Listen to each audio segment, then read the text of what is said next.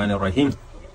Abubuwa guda 6 wanda suka faru a Syria su ne suka yi sanadiyyar mai da ƙasar Syria a cikin halin da take ciki yanzu na barazanar tarwatsewa da ɗaiɗaicewa. Waɗannan abubuwan guda 6 ga baki ɗaya a matsala ƙwara guda ce ta janye su. Wani abu ne na 7 ya janyo abubuwa guda 6 suka faruwarsu ta janyo Syria ta fada inda take yanzu. Bari mu fara da abu na farko, shine ƙoƙarin tarwatsa Syria daga ƙasashe masu ƙarfi na duniya waɗanda ke wakiltar tinƙahon duniya. A shekarar 2012 lokacin mulkin Barack Obama suka shirya wani operation da ake kira Operation Timber Sycamore. Wannan Operation Timber Sycamore ƙasashe guda 5 ke da hannu a cikin shi.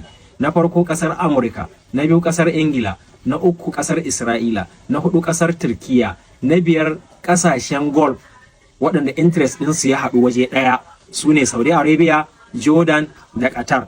Su ne suka haɗu suka kitsaya da za a yi su sauke Bashar Assad daga mulki su ɗora wasunsu. Bashar Assad suka yi amfani da media, suka yi amfani da 'yan ta'adda, suka yi amfani da ƙarfinsu na soja, aka reni rebels, aka reni militias, aka turo su a Syria a matsayin gamayyar kwatar 'yancin Syria daga hannun wanda suka kira da sunan gwamnati 'yan ta'adda ta Assad. Wato aka mai da 'yan ta'adda suka koma su ne 'yan freedom fighters. Ita kuma gwamnati Assad sunanta gwamnati 'yan ta'adda, gwamnati kabilun da suke neman ganin bayan Syria, wato kabilun Alawiyawa. Wannan operation din ba za mu ɓanna lokaci a cikin ba, yana ɗaya daga cikin dalilai na farko na tarwatsewar Syria. Tun daga lokacin Syria ta fada civil war din da aka ɗauki lokaci ana yi, suka ɓata Assad, suka ɓata duniya tare da Assad, suka yamutse ƙasar, suka rarraba ta hannun 'yan tawaye da sunaye daban-daban, kusan 'yan tawaye kala 70 da sunaye kala daban-daban.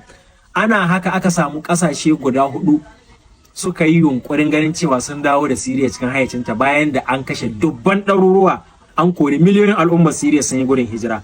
Shine aka kulla yarjejeniyar Astana ta 2017 wanda ƙasar Russia da Turkiya da Iran suke da ƙarfi sosai a cikinta, suka kira gwamnatin Syria, aka tattaro 'yan tawayen da Turkiya ke goyon baya akan cewa su zo a dafa a ga cewa yaya za a yi a kwance ɗamara a Syria ta samu zama lafiya. Wannan yarjejeniya ta Astana, Amurka bata ji daɗinta ba, Isra'ila bata ji daɗinta ba, Turkiya ma bata ji daɗinta ba, saboda tana ganin idan aka yi yarjejeniyar mafarkin da take da shi na kwatar arewacin Syria ya ƙare, amma ta shiga dole. Erdogan shi ya balle daga wannan yarjejeniyar, ya shiga da sojojin shi a arewacin Syria, wanda kafin ya haka na sai da alhamdulillah ya gargade shi, ya ce kar kai, idan kai zaka ba makiya dama su watsa Syria, amma bai ji ba. Ya balle ya kama arewacin Syria. Ana cikin haka sai ga dufanul a ƙasa ya barke. Barkewar dufanul a ƙasa ya wajabta Masayar Hassan Nasrallah goyon bayan Sinwar da ke Gaza. Goyon bayan da Hezbollah ta yi ma Sinwar da ke Gaza ya harzuka Amurka, ya harzuka Isra'ila, suka dinga kitsa sharri ba dare ba rana na cewa sai sun ga bayan Hezbollah. Kashe Sayyid Hassan Nasrallah shi ya jawo Erdogan mafarkin shi yake tunanin zai yiwu, shi ya jawo Isra'ila take tunanin mafarkinta zai yiwu a Syria, saboda Sayyid Hassan Nasrallah da Hezbollah su ne bindigar da aka dana ma Isra'ila a baya da ya hana ta zabura ta kama Syria. Rashin kama Syria a Isra'ila shine abun da ya hana Isra'ila ita kuma ta cigaba da kai ma sauran yankuna hare-hare. To wannan shaharantar da Sayyid Hassan Nasrallah da aka yi, da kuma shaharantar da Shahid Qasim Sulaimani da Amurka ta yi na 2020, wanda shi ya janyo Isra'ila ta yi karfin da ta ƙara samu a wannan yankin gabaki daya, shi ya janyo 'yan tawaye ta hannun Jolani waɗanda ke yankin Idlib, wanda yarjejeniyar Astana ta rike su daga cimma mafarkin da Operation Timber Sycamore na Amurka ke da shi a Syria, na mai da Syria irin Libya, na mai da Syria irin Sudan, na mai da Syria irin Somalia ya ci. Sai Jolani ana kashe sai da Hassan Nasrallah Jolani ya samu dama ya danna, suka je aka haɗa kai da Turkiya da Saudi Arabia da Qatar aka kayar da Assad. Kayar da Assad daga mulki shi ya baiwa Isra'ila ƙarfi, nan take ta je duk wani defense system ɗin da Bashar Assad ya yi shekaru yana ginawa a Syria suka ga bayan shi. Duk wani bariki inda aka aje manyan makamai da missiles ɗin Syria duk suka tarwatsa su, suka kai hari 600 a ƙasa ga shekara ɗaya a cikin Syria. Wannan kai hari da suka yi shi ya kaskantar da Syria, ya fitar da Syria aiki a mustawar soja, sai zamo yanzu gaba ɗaya sararin samaniyar Syria yana hannun Isra'ila.